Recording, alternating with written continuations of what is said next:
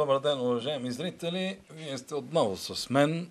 Доста често влизам в това студио напоследък, защото има причина. Причината е проста. Назрели са обективни обстоятелства, които не търпят отлагане, защото вие, будните хора, като аудитория на дискусионното студио, се нуждаете от точна информация.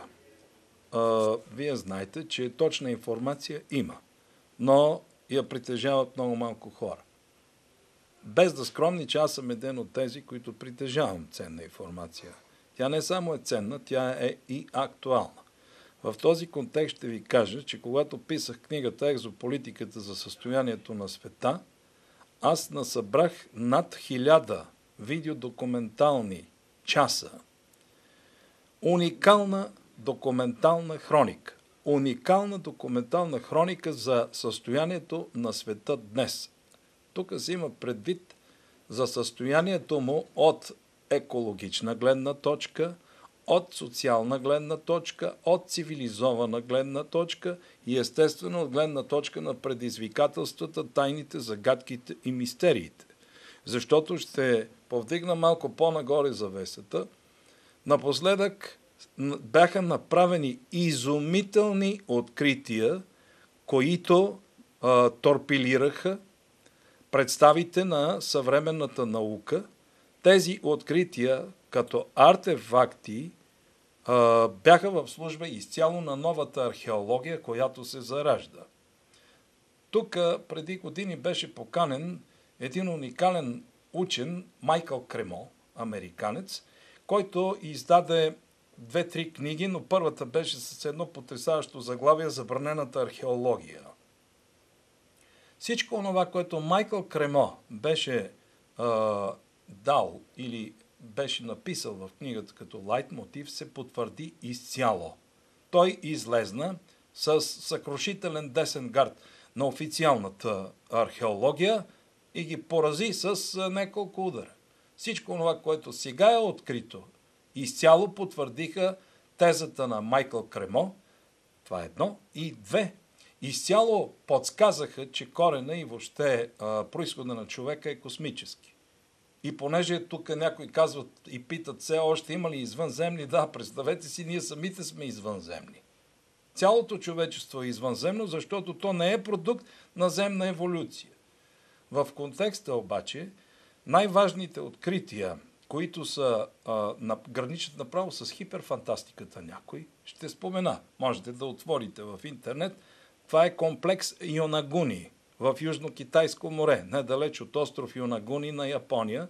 На 20-25 метра дълбочина е открито уникален каменен комплекс с площ на съвременния Рим, който представлява буквално един самолетоносач, издялан от монолитна скала с такава огромна площ.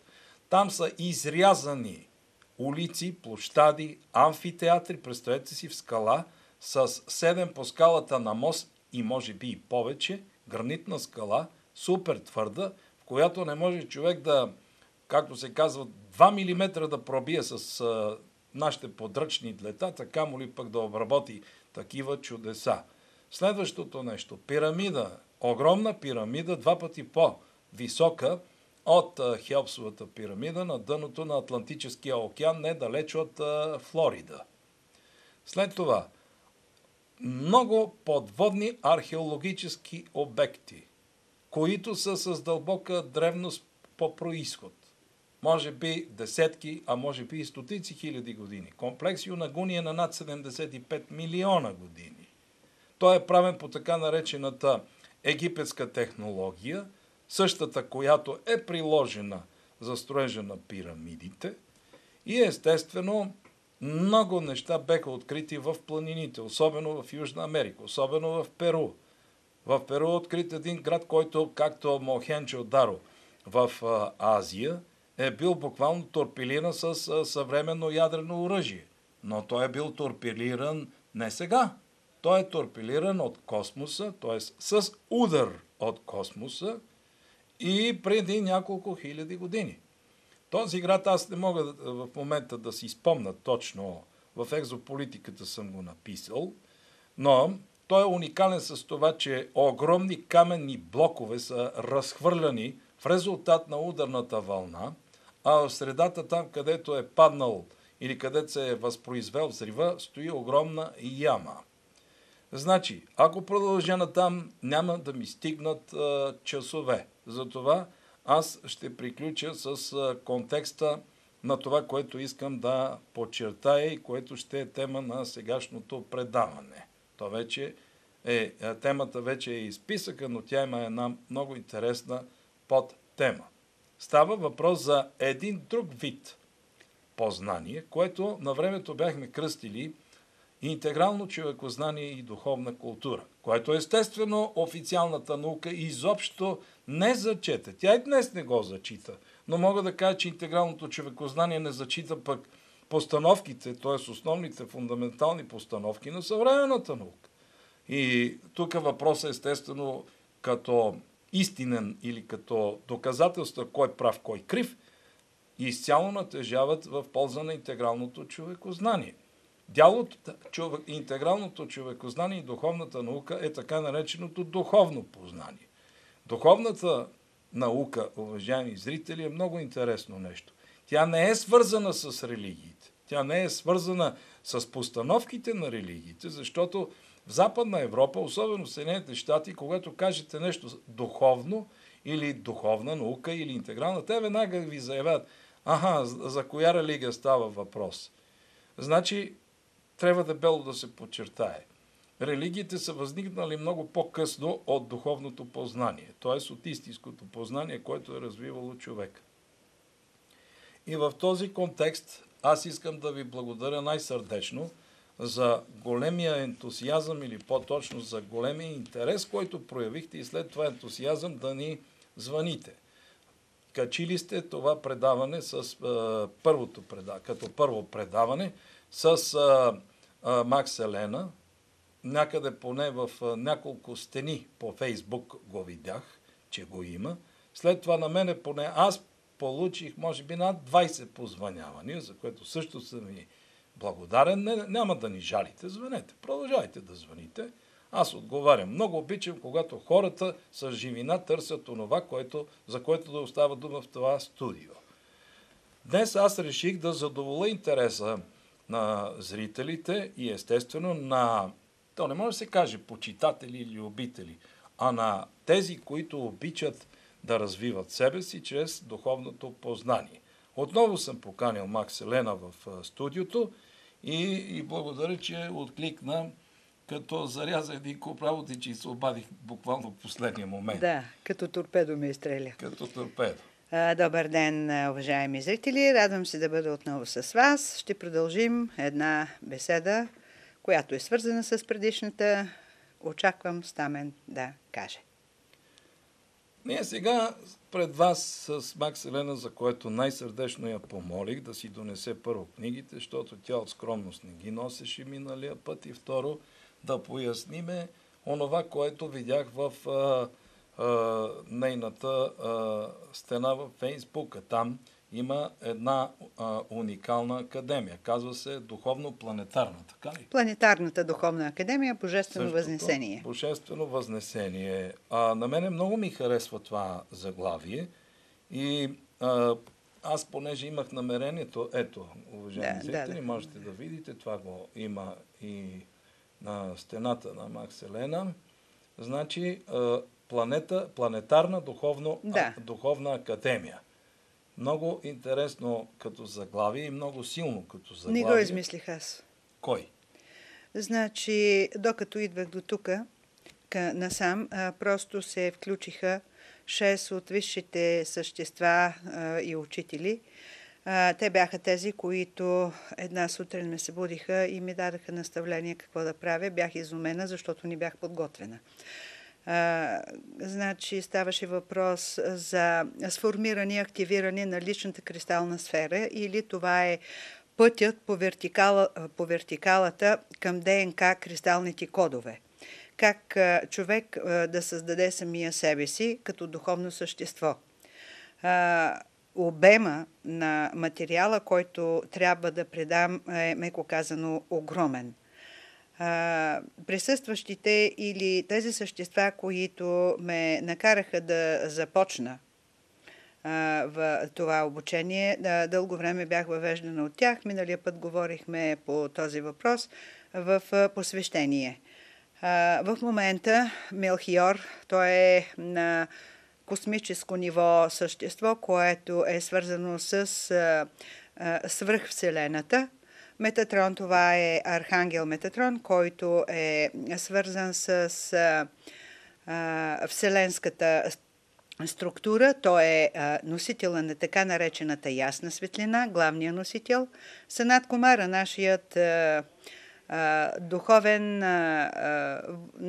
духовен представител на Земята. Санат Кумара е духът на Земята, Богът на Земята, изражението монадичното изражение на Земята като планета. Сананда, който е духовната субстанция на Майтрея и се изразява в земен план като Христовото съзнание, Иларион и Джуалкхул. Те казаха, че докато трае това предаване, те ще бъдат буквално с нас в ефира. Това бяха главните същества, които ме накараха да започна тази просветителска дейност, макар че аз се чувствах и все още се чувствам доста неподготвена, меко казано. Започнах но програмата се спусна, естествено, пак под формата на пакет. И малко бях стресирана, да си призная, защото ме беше много трудно да извадя същинската информация, за да мога да я разгърна в един пълен план. Но за какво по-точно става въпрос? Става въпрос за самото прикодиране на ДНК от въглеродна структура в силициева структура. Т.е. приемането на така наречените кристални тела. Всеки един живот, независимо от каква форма, от какъв размер, от какво естество, от какво ниво той представлява една компактна сфера, кристална сфера, в която са поместени нашите ДНК кодове, както в позитивен, така и в негативен план. Нещото, което трябва да предам, радвам се, че вече има последователи, все повече последователи се включват в това обучение, е свързана с следните основни стъпки. Като се започне от смяна на ДНК кодовете и се разгърне към настройките на ДНК кодовете, към слоевете на ДНК кодовете, ауричните слоеве, като се разгърне по вертикалата, това е все още по хоризонталата, все още в 3D. Когато се разгърне по хоризонталата, се преминава към божествената структура на Антахкарана. Когато се стигне до монадичното единение на този процес, наречен Антахкарана, можем да преминем към сакралното геометрично изражение на Меркавик. Меркавик е една компактна, сгъстена система от Меркаба, Меркана, Меркава и Меркавик. Меркавик е космичната същност. Значи човек трябва да разгърне своя жизнен потенциал до самата Меркавик структура, която е свързана с свръхвселената. Едва когато се премине в Меркавик, можем да пристъпим към нашето личностово изражение на личната кристална сфера. Едва тогава човешкото тяло може да бъде готово да се изрази в нейната пълна сферична структура. Това е един много труден и много бавен процес. За него трябва много силна воля, голяма последователност и още по-голямо търпение и любов. Това е в най-общ план. Да, най-общ план програмата на... Уважаеми зрители, аз държа последната книга, точно срещу камерата ще я сложа, на Макс Елена, която е много интересна. Тя ми беше подарена преди близо 2 месеца. Искам да попитам Акселена тук в тази книга за... Аз, между другото, съм ти благодарен, защото за първ път чувам този термин меркавик. Да. Това е много интересно нещо. Този термин е сведен по канализиране от архангел Метатрон на един от изключително добрите контактьори Джеймс Тиберон, който има седалище в Седона. Да, самия той е разгърнал тази Седона система. Къде е? Къде беше Седона? Не знам. Да кажем в Америка. В Америка. В тази книга описано ли е това нещо като методика? Не. В тази книга това не е описано като методика. Има много накратко. Да, има ченелинги, имам послания лично мои на архангел Метатрон, на Разиел, на... Да. И на още там не куцина. Не става просто толкова до ченелинга, колкото до самите заглавия на главите, защото ето по пътя на съвършенството. Истината за духовните посвещения и контакти. Да. Това са самите стъпала, да. Наставления или похвати за... Обяснявам в какво се състои духовното разгръщане, в каква последователност се изразява духът, когато се усъвършенства от човека. Ето, например, още едно невероятно заглавие. Боледува ли човешката душа? Да, това е един много наболял проблем, защото както New Age течението, така и от по-нисшите структури в окултната иерархия на Земята, често се приплъзват едни такива изрази. Душата ми говори. Душата ме боли. Да. Ние лекуваме душата. Ние трябва да излекуваме душата. Това са много погрешни понятия. Защото за да излекуваш една душа, трябва да я припознаеш. И душата може да се излекува единствено от нейния носител. Ето ти казваш с наименование на глава, хората нямат връзка с душите си. Да, разбира се, хората нямат връзка с душите си. Това преобладава като процент. 80% нямат връзка с душите си. Те са твърди далеч от душите си. Затова са лесни за манипулиране, затова им промиват мозъците.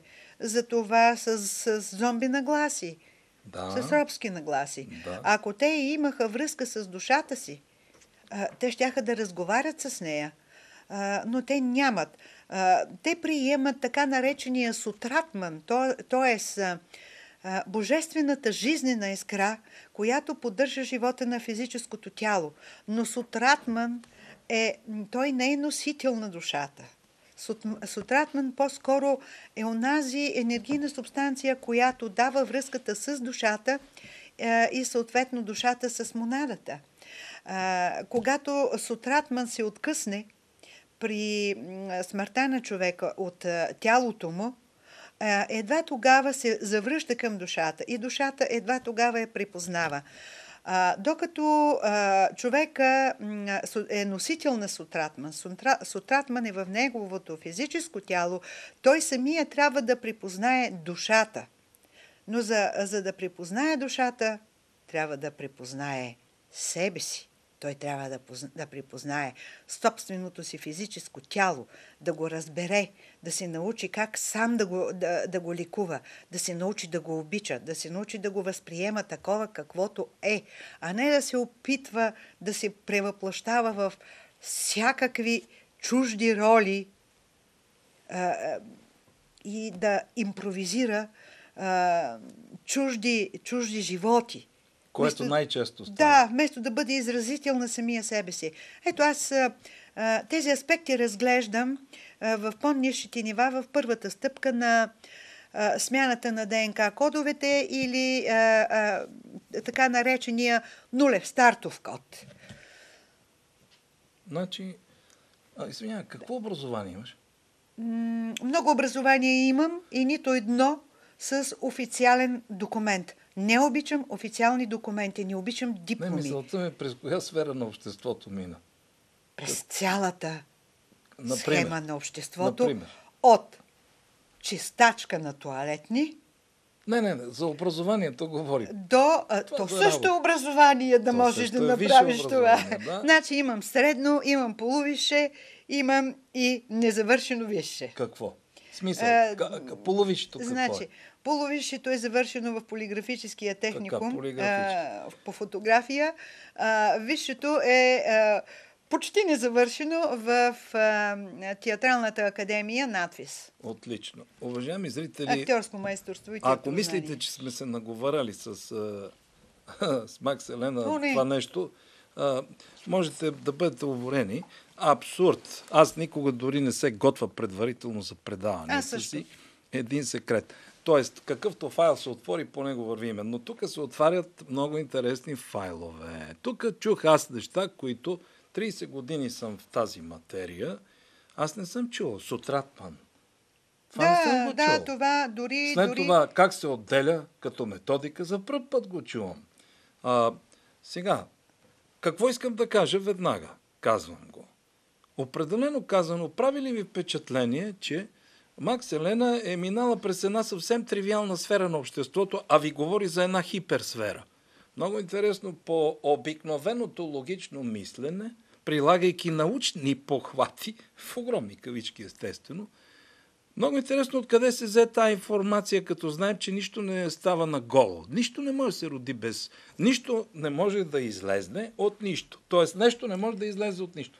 В постановката става много интересно, защото книгата е интегрален труд. Тя разглежда постановки за истинското развитие на човешката същност. Определено. Аз съм учил технократски дисциплини, завършил съм също техникум, след това съм завършил висше военно образование, плюс техническо образование в тогавашния ВМИ Ленин. Определено мога да кажа, че това, което го получих като познание, след това станах член-кореспондент, но член-кореспондент вече аз си определих в къде ще бъде, в коя академия. Такава има за радост и веднага както се казва, фащам бика за руката. Аз си хвърлих, отказах се от тези дипломи. Първо, бех изумен, че станах тогава почти на 25 години и когато ревизирах себе си, оказа, че нищо не знам за себе си. Нищо не знам за себе си. Аз дори не мога да си окажа една първа помощ. Имам стресови ситуации, както всеки един човек. Сблъсквам се с какви ли не ситуации. Аз не мога да си помогна. И тогава съвсем случайно попаднах на малко литературица, естествено под масата раздаване и ксерокопирана. Тогава и ксерокси нямаше много. Нямаше. И смея да кажа, че това, което прочетох, то беше свързано с руските екстрасенси за биополето. Академик Спиркин за биополето. Руски академик. Този материал беше 3 страни. Такова впечатление, говориме за 85-та и 6-та година. Такова впечатление ми направи, че аз започнах моментално да търся само такава информация. И в един момент попаднах на една окултна библиотека, софийска. Хора тук имат библиотеки, т.е. имат книги от преди 9 септември издавани и естествено майсторите окултисти си изиграха първичната роля да ми направят първичния запал. Лека по лека, много бързо аз захвърлих всичко останало и се наложих да го изчегъртам от себе си, защото, както всички други, станах жертва на едно фалшиво наукознание. Казвам ви определено, аз държа на себе си. Много ви моля, дръжте и вие на себе си. Защото ако държите на себе си, вие с това, което заливаме душите си, т.е. с което ги храниме, представлява изумителен буклук. А ние го наричаме познание. Аз и до ден днешен не мога да се начуда на обикновените хорица, които имат много тежки научни титли, нали? А са пълни нещастници. Те са си въобразили, че знаят много. Всъщност те са се нагълтали с едно... в техниката, кое е примерно, пак некъде нещо да. Но аз говоря за фундаментално познание. т.е. за това, което го интересува, което интересува душата ни. Къде ни учат на такова нещо? И веднага какво им предвид? Великолепно ли е това заглавие? Планетарна духовна академия. Великолепно е. Ние тук говорихме ли за другото училище? Ето една космическа, така да се каже, препоръка от тези, които ни наблюдават, които ни познават много по-добре от нас и които ни препоръчат наистина да създадем една възможност за другите, които идват след нас, да се обучат, т.е. да си светнат лампите сами. В постановката на Христос, както казват апостолите, не давай риби на бедните, научи ги сами да си я ловат. Точно в този смисъл, не е ли крайно време? Не е ли крайно време нашите горки дечица да ги измъкнем? Ако може, нека си да ги отблъснем от тази извратена и до такава степен деградирала образователна схема, няма система, има хаос и някаква схема, от която те цял живот си плащат в най-скъпата валута. Да. Живота на човешкото тяло е 50-60 години максимум. Като вмахнем някои други неща и остават само 20 години да се учим. Но малко от нас остават да се учат 40 години в живота си. Много малко са тези, повярвайте. Тогава не е ли падение ние да идваме тук, на тази планета, да хабим безценна космическа енергия и да си отиваме като простаци или по-точно още по-деградирали, съсипали реинкарнацията, защото това, което ние правиме като ценностна система е да трупаме богатства, материални богатства, за сметка на което ние съсипваме собствената си същност без да съзнаваме това като процес или акт. Да, и съсипвайки собствената си същност, някои продължава да не им пука, като си мислят, че те ще съсипят единствено физическото си тяло. Не, уважаеми зрители, ще съсипите космоса. Защото днешната тема, която я отложих, която щях да изнеса пред последователите на Планетарната духовна академия Божествено възнесение, беше съотнесена точно именно към жената и отношението на родителите към децата. Защото ние също сме били деца. Но явно сме гледани и възпитавани много погрешно, поради което загива и системата ни. Защото когато не възпиташ и не отгледаш правилно едно дете, ти ще съсипиш следващото си твое прераждане на друго измерение, на друга планета, пак в 3D, естествено, на друга планета. И така започваш да заразяваш със своите извратени и деградирали потенции навсякъде всичко, в галактиката, в Вселената, в космоса. Няма да стигнем до Вселената, защото тя има невероятно силни защитни механизми и ще не спре много лесно и много бързо. Значи започваме от най-елементарното. Как зачеваме детето, защо го зачеваме, как ще го отгледаме, как ще го възпитаме, защото нашите деца, след като напуснат телата си, ние ще се природим. Обязателно. Като тях в следващия живот. Малко и мнозина хора се залъгват, че в 4D, в четвърто измерение, няма да съществуват прераждания. Не, уважаеми зрители, те ще съществуват, защото този процес ще трае 4 милиарда и половина години. Това кой те ли го казват очите? Да. 4 милиарда и половина години. Сатя Юга е толкова. Това е един космичен ден. Да, един космичен. Бяхме в една космична нощ, на Кали Юга, сега минаваме в един космичен ден на Сатя Юга. То е толкова, но ще ни трябват поне 500 години, а дори не са изминали и 50. Откакто е започнал коспидния период в това отношение, някъде от 45-50 година, за да можем да твърдим, че ние няма отново да се природим. Момент, още един термин. Добре ли чух? Коспиден. Да. Какво значи това? Коспида, това са преходния период, през който става издигането в следващото измерение на Земята и на човечеството. Значи, Коспидният период по принцип се разделя на 3 етапа. Първият е започнал някъде от 1945 година и ще я продължил до 70-74.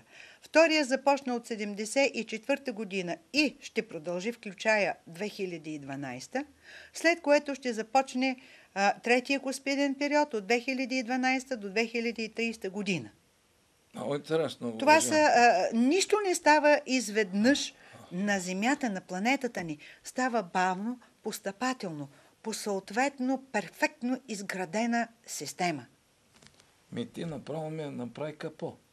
Аз, уважаеми зрители, аз 30 години определено доста информация съм прехвърлил и сега се оказва, че съм човек с бели полета пред Макс Елена. Нищо ще ги изпълним. А другото, което аз се записвам в Духовната академия.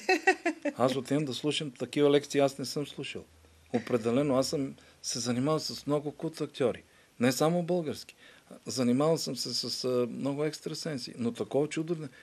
Аз изпадам... Искате ли да ви кажа още една малка тайна? Да. За която никъде, по никакъв начин не се споменава. Така. И не се споменава, за да не бъде разкрита цялата истина. Значи, когато става въпрос за чакрично развитие, за чакрично издигане, обикновенно дори и в йога, се започва от първа октава. Тоест, тази октава, която се намира в торса на човека. Но малко да поясним само, октавите не са само в музиката. Да, октавите не са само в музиката. То всичко е музика, така че всичко е звук. И се базират именно на тази първа октава. Но това е дълбоко заблуждение. Има и още една октава, която се казва нисходяща октава или се нарича нарака. Това са адовите чакри, адовите полета или античакри. Всички в 3D, в поднишните сфери функционираме именно в тези чакри. Тези чакри именно хранат, уважаеми зрители, принца на мрака и всичките негови черни архонти. И затова тази истина се покрива. Много трудно стигнах до нея, много трудно я разшифровах, но аз я обяснявам в разрез на последователите на тази планетарна духовна академия. Така че има много дълбоки тайни, за които не се говори. Не можеш да развиеш чакричната система в първа октава, без да си изчистил и усъвършенствал перфектно при това тези нисши чакри, тези нисши античакри в нарака полетата. Кои са нисшите чакри? Нисшите чакри се намират, започват от Манипура, от първата чакра, в първа октава надолу. Те са разположени между краката и стигат на 1 метър под краката. Или другата звезда, обратната звезда на звездата на душата, която е над главата ни. Уважаеми зрители, такова нещо да се срещали в нашата високо развита образователна система хаос. Няма и да срещнете, не дайте да си губите времето да търсите, защото такива неща, това са истините. Ето на това са учили древните учители, великите учители на човечеството, на това са учили човечеството тогава. И какво излезе на практика? Че ние си само губиме времето тук. Определено. Питайте мене, аз ще ви кажа. След като направих генерална ревизия върху себе си в 80-те години, аз окончателно и безвъзвратно напипах изумителния фалш на това жестоко наукознание. Първо, изумителния фалш на критериите на обществото, изумителния фалш на самата установена матрична система за програмиране на човешката същност, да се трупат пари. Човечеството, т.е. човешкото същество, винаги да го активират в неправилната, абсолютно погрешна и пагубна посока за него. Червената кундалини. Да трупаме материални богатства, да се правиме на велики, забележете.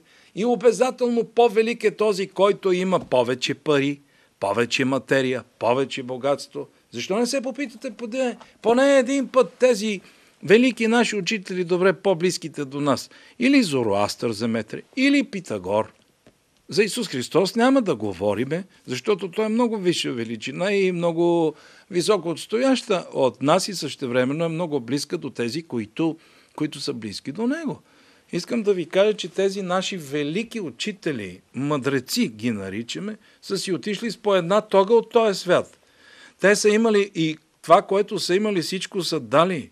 И девиза им беше: себе раздай се в името на другите. Я погледнете този извратен свят, в който живеем, на какво прилича.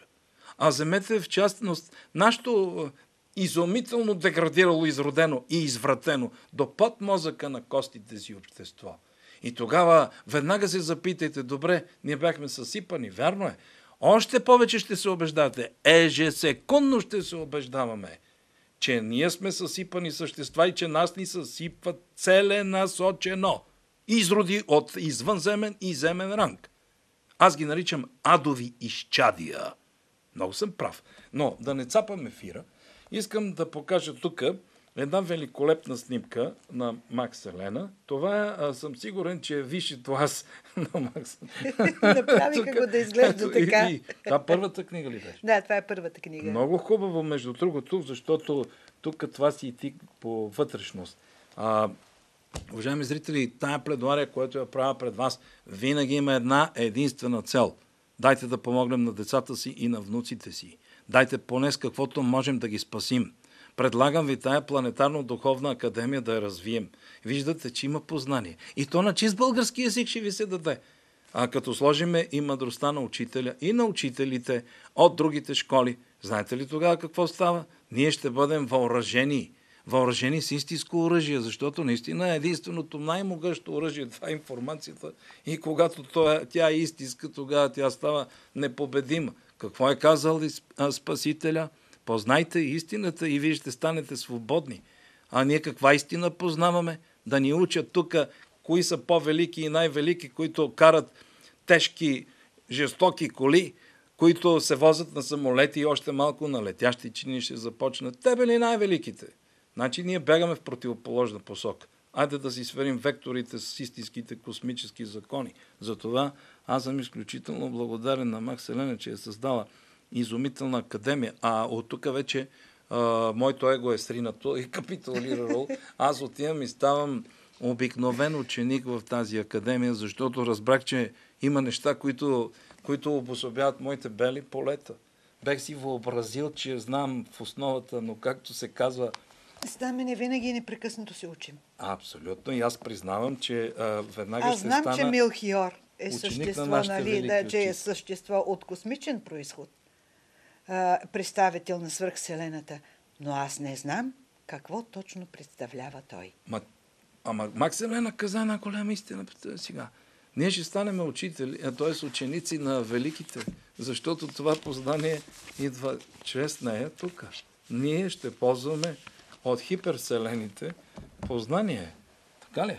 Точно така е. И какво излиза, че ние ще станем много по-бързо велики. И за това космическите сили в лицето на Галактическата федерация на светлината казват: ама вие сте толкова нещастно жалки. И ние толкова много ви съжаляваме. Как да ви помогнем, като не можем да отидем на тоалетната заради вас?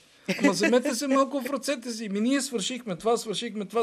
Ма ние не можем да се развиваме заради вас. Виждате ли? Знаете ли как ни наричат някъде из космоса? Свинете на космоса. Лудницата на космоса. Много интересно. И една препоръка ни дават. Вие искате да бъдете велики, да бъдете едва ли не богове. Защо трябва да се правите на такива? Ма станете такива, бъдете такива. Виждате ли какви малки подробности, какви простички неща, но те се оказва, че не са за простаци. Простите неща не са за простаците. Най-трудно се стига до простата истина. Нашата проста истина в обществото обаче е дълбоко покривана и скривана. Защо тогава пък да не кажем и другата истина? Значи, другата истина е, че целенасочено, чрез системите за обучение, за познание, така наречените науки, не ви ли прави впечатление, че някой иска да ни направи на олигофрен? Защото истинското познание го има. Но то изобщо не е в учебниците на децата. И в учебниците на студентите. И в учебниците на професорите. И те затова са такива жалки. В нашите очи са такива. Особено в моите. Но аз питам, уважаеми господа, мандалото лопна. Колко време ще ни трябва? Много малко време остана. Дайте да помогнем на нашите деца. Защо не свалим маските като величия и да кажем, вижте, какво нищо не знаем. Никак не е срамно човек да си признае, че не знае. Много по-срамно е, когато прави престъпления срещу себе си, естествено. Да. Предимно, защото всички престъпления, които се нанасят в обществото, са първо престъпление спрямо себе си. Да отворим ли още една вратичка? Стига да има време. Има. Вратичката се състои в това. Когато даден човек се себе ориентира да бъде престъпник, целенасочено, подтикнат естествено от външни фактори, защото човешкото същество обикновено е чисто. То е проектирано тук да се развива, но когато срещне тая изумителна идиотщина, без да се извинявам, наречено наше житие, той започва да се себе програмира погрешно. И ето тези, които са решили да правят, т.е. да живеят на гърба на другите и за сметка на другите, стават престъпници. И какво следва? Не дейте да мислите, че ние, пак повтарям, ние сме създадени същества.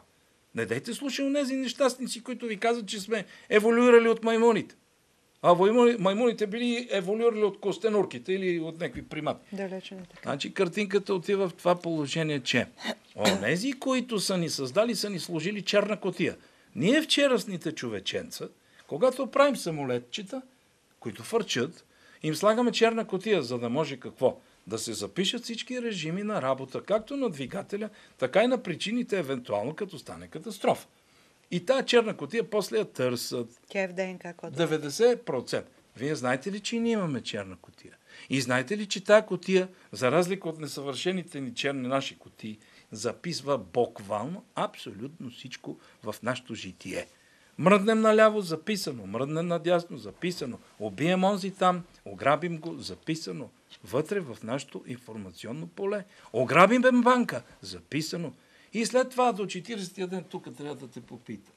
Верно ли е това, че до 40-тия ден има така наречената зала, някои я наричат зала Аментис, човешкото същество застава пред кърмечния съд. Кърмичен съд от висши същества, които... Да, има такава зала и е по-добре човешкото същество да застане точно там. Защото ако не застане точно там, така както са го програмирали, да, от обществото. Не, като монада, от мрака. От мрака, да от кажем, мрака. по-лесно ще се разбере.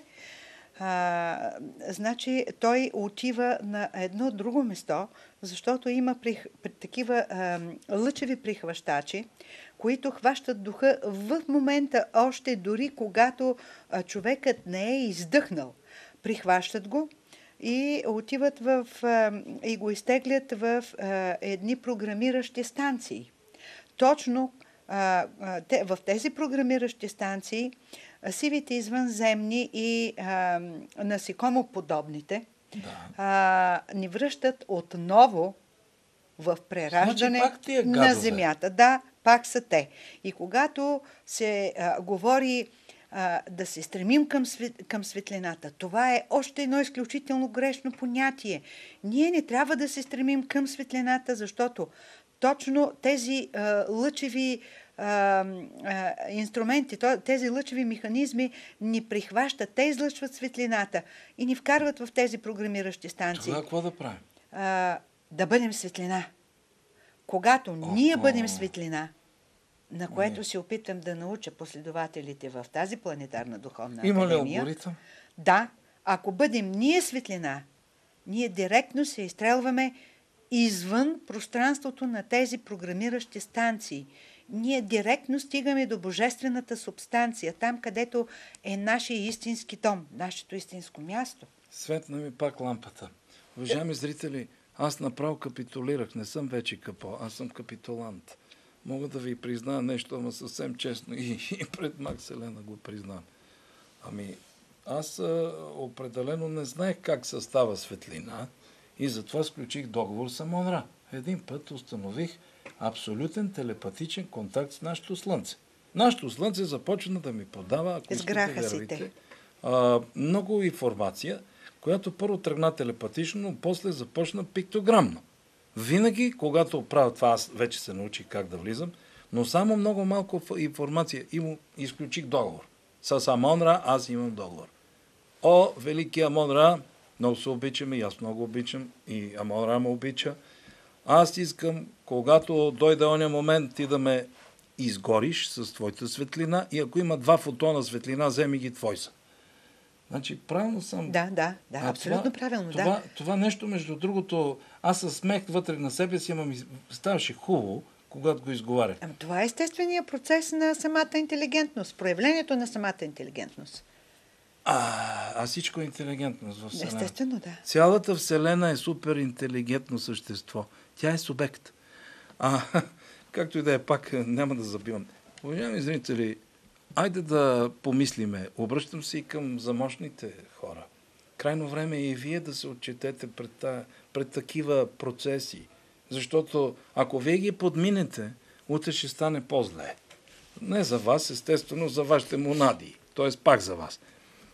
Дайте да помислим наистина. Не е ли крайно време да вземем първо да обогатим? Аз отивам, ставам ученик. Тая духовна академия ще я завърша. Казвам и себе сериозно.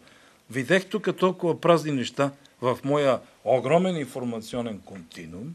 Виждам, че има неща, които са от много голямо, даже най-съществено значение. Аз ги не знам.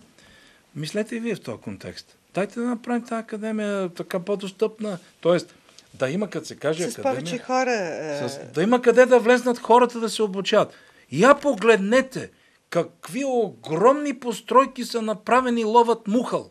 Защо трябва празноглавците в лицето на управниците ни да ходят и да се ширят в огромни кабинети, да си разтегат нещастните телца по разни кожена мебел и така натам. Дайте да ги стреснем тия малко, си вземем малко и за нас. Когато няма друг, който да ни обърне внимание, ние трябва сами си обърнем внимание. Уважаеми зрители, крайно време е с някои типове паразити да се разправим малко. Разбирате какво означава този знак? Благодаря ви за вниманието. Мислете, имаме деца, имаме внуци.